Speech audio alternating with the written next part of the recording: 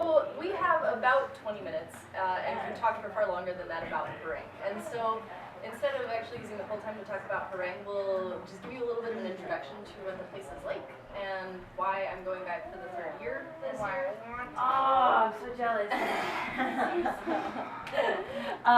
But then, after a little bit of just general introduction to the place and some of the important things to know about logistics, we can also do questions or stories from some of the other people who've been there, or questions from some of the other people who are going to be going. We hope. We hope. So, for me, when I first decided to go, it was because Herrang was just this sort of like, I don't know, you hear about it as this like mecca of swing dancing, but don't really understand it. And it was a sort of perfect storm of events in my life that I ended up going and had my only expectation, and the only expectation that you should take with you if you go to Herrang, is that you shouldn't expect anything because it will not be like anything that you can ever expect. And so that was a pretty good way to show up. The other thing that I will tell you absolutely to do is volunteer. Because if you get a chance to volunteer, you make the place happen, and you get to know people on a much more incredibly deep level, and you get to run around and be crazy and not sleep, and dance, which is great. So in terms of the best description that I could ever give about Herrang, which is a relatively indescribable place, is that you are in this tiny mining town in rural Sweden, very far from everything else. So you are in this community that is created entirely from people who love dancing. And the town is populated by 500 mining people the rest of the time. And so it is this Lindy Hop community. And I think one of the phenomenal things about it being a camp that's celebrating the roots of Lindy Hop and authentic jazz and all of the dances that are rooted in African jazz tradition is that there is this incredible sense that dance is this form of expression, that you are trying new things and saying things with the way that you move and that you dance, and so you're gonna make mistakes, and it's not always gonna be perfect, and it's gonna be different from day to day, and you walk into a community of people who all share that belief, and so it's incredibly easy to connect with people that you've never met before, because if you talk to them and you don't speak perfect English, it doesn't matter. We're making mistakes, we're learning, we're growing, we're dancing together. It's also with that environment where you can become instantaneous friends with somebody that you met 30 seconds ago after getting off an airplane and meeting up in the airport.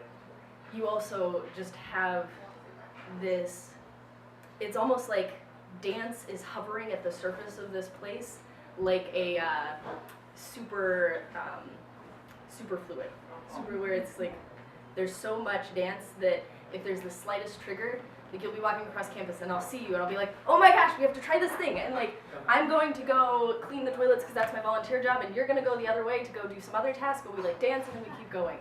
And like dance just happens all the time on purpose in the dance tents that are spread all over camp, spontaneously, sort of like I just described, and you get to learn other people's ideas and tricks and quirks, and there is a lot more that I could say about the place, about all of the details, about all of the things that I love it, but those two things, the fact that you're in this just incredibly warm, excited, happy, welcoming community that encourages you at your core to be you and let that just sort of happen, and that you get to dance sort of spontaneously whenever that happens. Those are some of the overall atmospheric elements of Herrang that are really fantastic. And so I'm going to stop there because otherwise I'll go on forever and let Liz talk a little bit about some of the other, like, just important things to know about details. Yeah, I would reiterate everything Kendra said about it being a magical place where everybody's just so excited to be there and try new things that pretty much anything that you can think of can happen. But there are also some logistical things. So, starting off with registration, the timing of this talk is a little off because registration has already opened. But if you are planning on registering, I would say register as soon as you can. It is open at the moment, so you want to register, definitely do that ASAP. A few things about registering: you want to make sure that you upload a picture because your application isn't considered complete until you have a picture uploaded, and it doesn't really indicate that necessarily on the form. So make sure you upload a picture. And then the second thing for follows, especially, don't freak out too much about the wait list, because the way the wait list works is that in order to keep class balances, what they do is they make a wait list until there are equal numbers of leads and follows. So frequently, you know, you can be 200 on the wait list, and you just have to wait until all the leads get their act together and actually register. So also, as leads, register early. Yeah. Make us happy. We'll be so much happier. So that was absolutely true. I was 250th on the wait list my first Yeah. year, and I made it off and I was Yeah. able to go. Again, also volunteer. They have a volunteer application up. If you are looking for the link and you can't find it, definitely email me, and I will help you get in contact with that. Some of the different things that you might be doing and that they are looking for when you are volunteering, it says to like list your skills, but it's a place where we come in and we run the entire show. And so there are all sorts of different skills. One of the things is if you can drive stick, put that down, because we have to shuttle people to and from the airport and go get stuff because there is nothing in this town, so we have to go to Uppsala and get it. And so if you can drive stick, put that down. There's tech crew, so if you have any experience with sound, lighting, microphones, that kind of thing, go ahead and put that down. Stage managing. Yep, stage managing. One of the super fun, well, interesting anyway, positions is passport control. And so they dress up and they go through the classes and they are super goofy, but also like super detail oriented. So if you are okay with like being super goofy and disrupting a class, but also doing it correctly, I think then I just put that I was Yeah. like outgoing and Yeah. didn't mind like interacting with people. And Yeah. then it was just like passport control. yep, it's a ton of fun. And let's see, what are some of there's of course, you know, the general cleaning crew, which has to happen, and it can be a lot of fun. The people who lead it make sure that they bond really well, and you know, you do clean toilets and showers, and it's kind of gross at times, but it does need to get done, and it's, you know, the people who work on it are generally really awesome people, and they do a good job. Some other crews include the volunteer kitchen crew, so if you have any cooking skills, put those down. There's the ice cream parlor. If you have any barista skills, they have an espresso machine. So if you have those skills already and know how to work one of those, they are always looking for baristas. And just general customer service skills as well. But the main thing that they're looking for in the volunteer application is definitely like a spirit of can-do attitude of like, I want to be here, I want to make sure that this camp is great for everyone who is here, and I'm dedicated to making sure that happens. Classes, in terms of leveling and classes, it is definitely at Herrang much easier if you end up needing to drop down a level than to move up. But I would also say that any class is going to be a good class. All the teachers there, you know, they have everyone who comes, and they're all fantastic teachers, and they're all pretty dedicated to making sure that Herrang is a great experience for everyone. And so I would not say that there would be necessarily a bad class at Herrang, whichever level you're going to be in. There are auditions for the intermediate, advanced level and up, and they split those into like intermediate, advanced 1, 2, and 3, and so on. And the auditions are actually, they're pretty fair, and they're, I would say it's one of the best audition experiences I've certainly encountered, because the way they work is you have a peer audition first, and so you just dance with people the night before and rate your partners based on how you felt that they danced.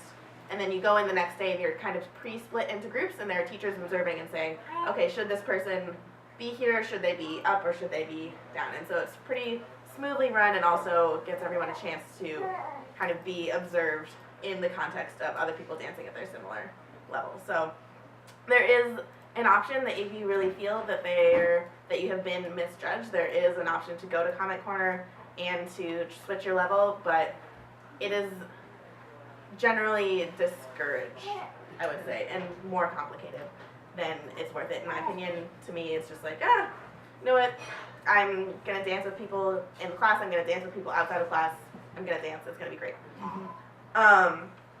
In terms of picking a week, weeks 3 and 4 are definitely the most crowded weeks. They can sometimes be the weeks that, you know, some of the most zany things happen, but they are also definitely the weeks where there will be the most people on the dance floor, Think of like the most crowded dance floor you have ever been on, and then think about adding twice as many people. Yeah, it's pretty tight. I think when I was there for weeks 3 and 4, I would maybe dance like a song a night, but I wasn't dancing too much on the dance floor those weeks because it was just crazy.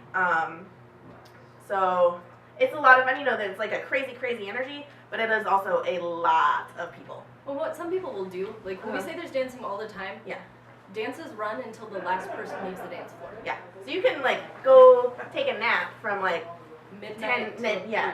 till 3 a.m. Go to the dance at 3 a.m. and then there's fewer people on the dance floor and you have lots of space and then, you know, go to sleep again and get up for classes or however you want to do it. I know Peter was telling us that his first year there, he did make the mistake of never sleeping because he would take a nap during the evening meeting, which you should never do. You should always go to the evening meeting, and then would dance around the clock, and then you end up violently ill, which is another part of Herrang. Yep. Yeah, I would say bring some hand sanitizer because you touch a lot of people, you know, and you're not sleeping, so it is easy to get sick. In terms of housing, there are a couple options. The most public option is general accommodation, and when I say public, I mean everybody can see you sleep, and there are public showers, so it's pretty public.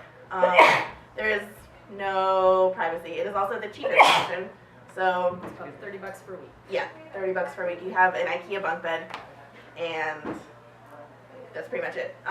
Secondary to that, there's camping. You can bring your own tent, or they have some available for sale at the Lindy Hop shop, and you can set up a tent on the campgrounds. Some years it is rainy, and some years you end up sleeping in a swamp. But put your tent up on a hill, and you'll do better than that. But you do still share the same shower facilities as the other people in general accommodation, so it is still, again, public showers.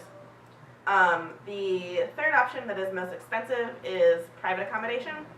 That can be farther away than, well, it will be farther away than general accommodation. You may need to rent a bike, but also you get to sleep without anybody else seeing you and shower without other people there, and may or may not have your own kitchen or various things. And if you get a group of people together, you can do that. They are pretty strict when it says, you know, when it says 4 people for this house, that doesn't mean, oh, there are 4 beds, but we can totally bring along 2 more people and have them sleep on the floor. Definitely not allowed to do that. If it says 4 people, they mean 4 people. And again, there are various prices. I would say definitely look at the distance because it can be pretty far from camp, but it works out.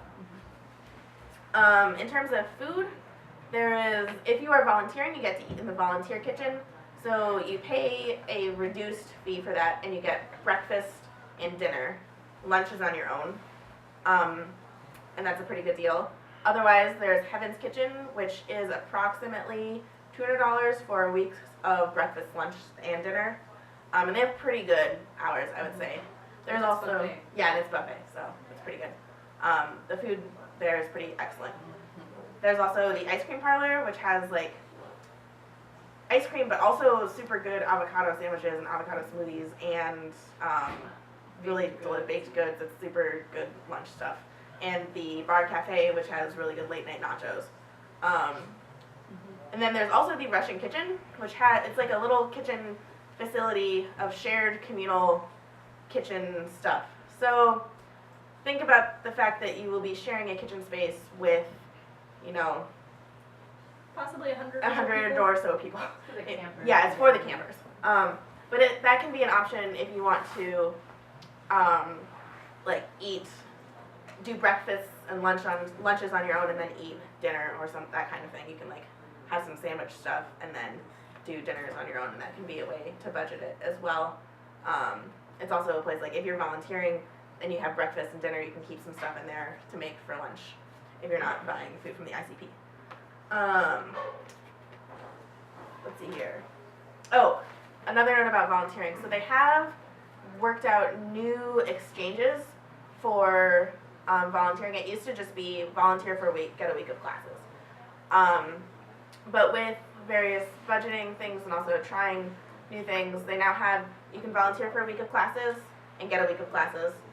you can volunteer in exchange for a party pass, which what they are doing with that is your volunteer hours will be mostly during the daytime, so you can dance at night, and then you also get a week of party pass. One note about doing a party pass is that you cannot sleep in general accommodation on a party pass. You need to either be camping or in private accommodation. They just don't have enough beds. The fire marshals have cracked down on us, and we had to take out like 100 beds or something. Oh my So, God. yeah, they have a lot fewer beds, but it's more safety. And then they're trying this new weekend thing where you volunteer for a weekend on either side and get a party pass in the middle. So that's another option. If you have more questions about those, definitely email me and I can explain them in more detail. And I think we're going to open up for general questions. Yeah, now. real quick, for everybody who's out there, who has been to Herrang before? How many would go again if you had the time and money? Maybe. Yeah. I would say one of the other really cool things before you open up to questions, they have a lot of the old timers there, and they call them that. It's the people who made Lindy Hop happen. Frankie came until he passed away a few years ago, and Dawn Hampton comes and gives an amazing talk on Lindy Hop. And one of the things she says is, it's a place that you can never explain, but it's a place that you, for the most part, will always want to come back to. So it's pretty fantastic. So do you guys have questions about Herrang? You're curious about more stories? Want to know other reasons why we think it's awesome? Other logistics stuff? Any questions? So like, you both are follows, but I was just kind of wondering, like, the experience is probably very different for a lead. Like, do you feel like you should be more experienced as a lead before going, or? No, actually, I don't think the experience is different at all. I'll actually You don't think it's because? riff off of that a little bit. One of the things that's really hard to capture is who comes to Herrang. There are kids that are 12 years old. There are people in their 60s and 70s, and everywhere in between. There are people from so many countries I can't even tell you. I have friends quite literally around the world at this point, and they are good friends, and I'm still in touch with them. There are people who are volunteering for a week and have never danced Lindy Hop before, and this is where they're coming to learn. And then there are people, Peter and Naomi are there and teaching, and so they're the teachers and the absolute experts, and there are people who've been dancing and going to this camp for 15 years. There is everybody. People bring their families, people bring their cats and dogs, which I don't ever understand, but you know, it works out. It is its own community, and because there is such a tremendous range of people, it really is just this sense that, like, I'm gonna dance with you. There was this interesting experience a couple years ago where there was an issue where there was somebody who's like, well, I'm not gonna dance with you, you're not at my level. And one of the teachers came out. There's this big meeting that happens every single night, and it's somewhat informational, somewhat just insane antics, and that It's was like an informational variety show. Yeah. It is. Yeah. That was the event that led to Peter Strom wearing a giant banana suit, and dancing and talking. So, like, crazy things will happen. The teacher gets up at this and he says, look, we are here and we dance with people, not levels. And it was amazing because he totally called out the teachers and he called out the exceptional dancers. And in a way, he sort of called out some of the people who were beginning and saying, don't be afraid to get out and dance with people. And so sometimes we need reminding of that, but whether you're a lead or follow, I think in general there's this sense that you're here because you're excited about dance. Great, let's dance. So. On the dance floor, I feel my experience, but I think some falls find it more difficult in that way. Because as a lead, I'm like, I can ask anyone. There's lots of way more forever. follows out there to ask me. In some ways, easier Yeah. as a lead. That is a problem that, you know, it's in every scene, and now that they are having the party passes, it is becoming a bit more of an imbalance. But I don't know. I think you have to bring the same attitude that you bring to like a rhythm junction dance of, you know, sometimes as a follow I have to put myself out there and ask to Herrang also. It is a little bit different in terms of dynamics, if you don't mind. Yeah, go for Because it. it's like lots and lots of places have like the two dance structure rather than in the US where it's mostly you dance a dance and then maybe if it was like really great or you're like married to the person and dance another one. You know, whereas like in Europe or lots of other countries, their norm is like 2 dances. So it's a little bit of an adjustment in terms of like reading when is a good time to ask people to dance. That's all. Yeah, definitely a good thing to bring up. But I think what you said about there being so much dance everywhere, it's like, you gotta find a place to dance. You'll figure out the time frame that you can go, and the dance floor might be a little bit more empty. You know, like, you will find places where even if there are tons of follows there, you're gonna find an opportunity to dance.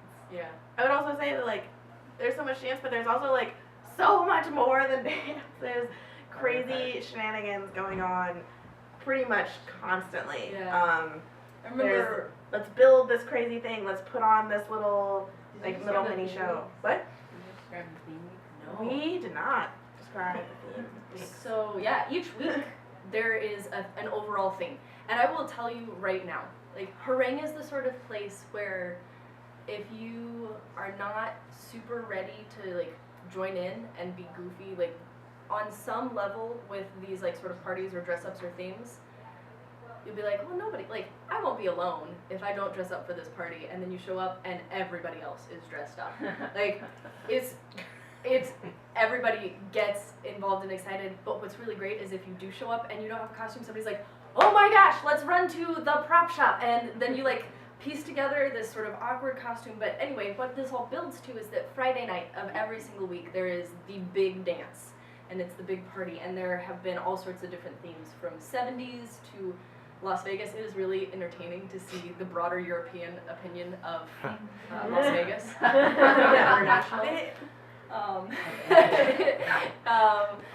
Winter Wonderland, they had Geeks Geeks and and Nerds, which was probably the best week ever. They got Live Mario Kart. Oh, that was awesome. Yeah, a giant Mario. Like this is the sort of stuff that people will build. In the Dansbanen, which is the big dance hall, they put together these rolly carts. You sat on them with a partner and, of course, a helmet that looks like a mushroom. And you, like, scoot your way around this Mario Kart track and try to win. And it was inherently biased because none of the carts were the same. And it was... Were they? yeah, there Oh, were there was crappy one that was carts. huge, one that was tiny. yeah, and one that like veered to the left Trying to figure out constantly. how to do the turns No, right. and because our wheels were like, Exactly. And so there's just this sense of imagination and creativity and the ability to, like, you have an idea, okay, we'll try to make it happen, but there's never quite enough tools, never quite enough supplies. So how can we make this work and fill in the gaps? And so trying to think of what some of the other various parties have been. But I know Pirates, yeah. This year there's at the airport, which you make this face right now, Yeah. it's like, how does that even work? And then you get there and you're like, this is amazing! How did you make this happen? and the 4 others that I can't remember. That was this. Oh, Sean has them. Oktoberfest, Yeah. Beatlemania, Back to Silent Movies, At the Airport, and Game Night. Okay. So you could have like this times like 5,000. Yeah. So, But yeah, any other questions? We could like go on and on. Yeah. If the close quarters thing is about twice as bad as the worst crowded place you've been, would you recommend actually learning how to do that better before going? I would definitely recommend working on your floor craft. Also, work on just saying sorry, because that goes a long way to have someone turn around and say sorry. Feels like you're dancing with other people in the same space rather than like fighting it out and only dancing with the person you're dancing with and trying to like treat it as a battlefield. yeah. But definitely thinking about the moves that aren't swing outs that you know, or asking people what other moves you can do that are in sort of a closed position is really helpful. So yeah, absolutely. I was just gonna say crowding wise, my experience was that it varied a lot by week. So like the first week was much less crowded than the third week. So if you want to be able to swing out, go like the first week or the second week, not the third week. I don't know whether that's the same over years, but that is it pretty was standard. like there was this past summer. But the third week, if there's a good band in the main hall, there's no room to do much. And then you go dance in the other room where it's less crowded. It's just great. You So, find yeah. that balance. Did you guys get a sense that the music was quite a bit faster than maybe we're used to dancing on such a consistent basis here? Like I felt like knowing Charleston was almost essential and having some of that in your back pocket. And I felt like generally the tempo was a little higher. I think especially for the live bands, the tempo's a little bit up. And I think we have time for maybe one more question.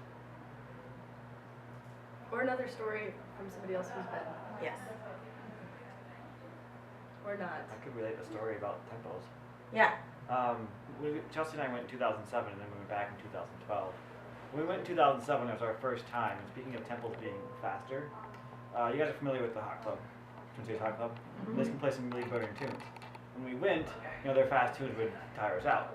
When we got back, the night we landed, we went out to the Hot Club that night and danced to every single song without getting tired. It's like Every song. It was liberating. Mhm. It's really fantastic. So I felt like I could dance to anything. yeah. Like I'm not afraid of any Yeah. Yeah. You or might, crowd size or partner. Like Yep. yeah, nothing. you'll adjust to the tempos that are Very going on. liberating. So, you may or may not have gotten the idea that for the most part, folks who have been will gladly talk to you about having gone to Herrang, and The hard part is training them up. Yeah. we actually have a rule in our house that we're not allowed to talk about Herrang around people who haven't been, that aren't dancers, but it's hard. So, if you do have any other questions, I know most everybody in this room, but I'm Kendra, and I'm on Liz. Facebook, and this is Liz. And you probably know Sean or one of the organizers, but if you ever have questions about logistics, there's actually a really fantastic article about why you might not want to go to Herrang. One of my very good friends from Australia, who was known as the safety penguin at Herrang, because he pretty much wore a penguin costume the entire week. With a safety vest. With a safety vest. Yes. And he actually has spent some time thinking about that. And so if you want the other perspective, from somebody who is not as in love with this place as I am, I can help share that information with you. So if you do have questions, if you're thinking, teetering on the edge, definitely let us know. I was just kind of wondering, how many times have you guys each been? Twice. And I will get to go again this year. And I So, maybe some other. Anyway. so anyway, I think our time is up. Yes. So thank you guys. Thank you.